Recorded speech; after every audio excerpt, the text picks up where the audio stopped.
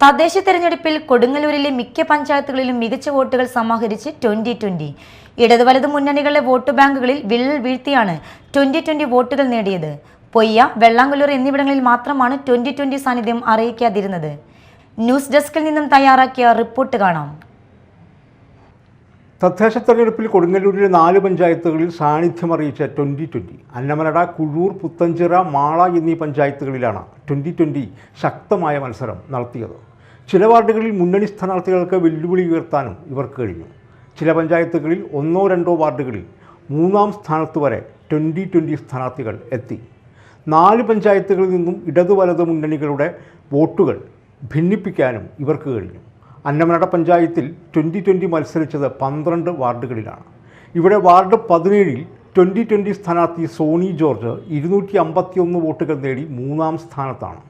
CPIയിലെ KK Binesh വിജയിച്ച വാർഡിൽ കോൺഗ്രസിലെ ഡേവിസ് കുയ്യനാണ് തൊട്ടുപിറകിൽ.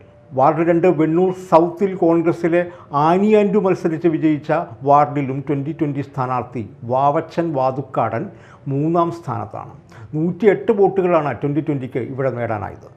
ഇതുപോലെ വിവിധ വാർഡുകളിൽ നിന്നായി പഞ്ചായത്തിലാകെ 746 വോട്ടുകൾ 2020 സ്ഥാനാർത്ഥികൾ നേടി. കുഴൂരിൽ ആകെയുള്ള 15-ൽ 14-ഉം 2020 മത്സരരംഗത്തുണ്ടായിരുന്നു.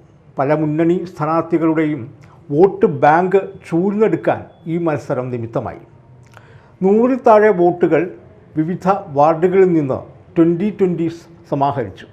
ആകെ 636 വോട്ടുകൾ 14 വാർഡുകളിൽ നിന്നായി കുഴൂരിൽ 2020 നേടി. 2020 മത്സരത്തിനുണ്ടായ മറ്റൊരു പഞ്ചായത്താണ് പുത്തഞ്ചിറ.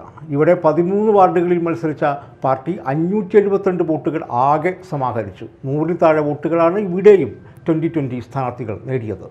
ഇവിടെ വാർഡ് 6-ൽ 3-ാം സ്ഥാനത്ത് വരെ ഈ പാർട്ടി എത്തി.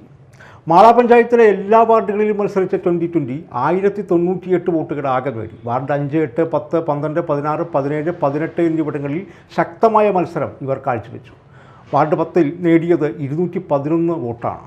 കോൺഗ്രസിലെ ജിഷ ജോഫി വിജയിച്ച വാർഡിൽ കേരള കോൺഗ്രസ് സ്ഥാനാർത്ഥി ഷീല സദൻ 2-ാം സ്ഥാനത്തും 2020 സ്ഥാനാർത്ഥി മേരി ടീച്ചർ 3-ാം സ്ഥാനത്തുമാണ്.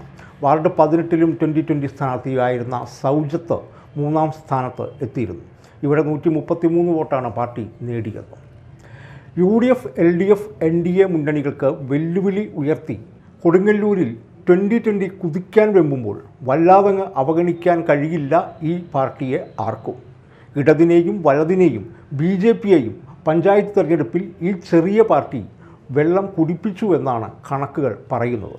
എന്നാൽ അടുത്ത നിയമസഭാ തെരഞ്ഞെടുപ്പിൽ ഈ പാർട്ടി എടുക്കുന്ന നിലപാട് എന്താകുമെന്നും അന്നത്തെ സാഹചര്യത്തിൽ വോട്ടുകൾ എത്രത്തോളം നേടാൻ ഇവർക്കാകുമെന്നതും അറിയാൻ ഇനിയും കാത്തിരിക്കണം.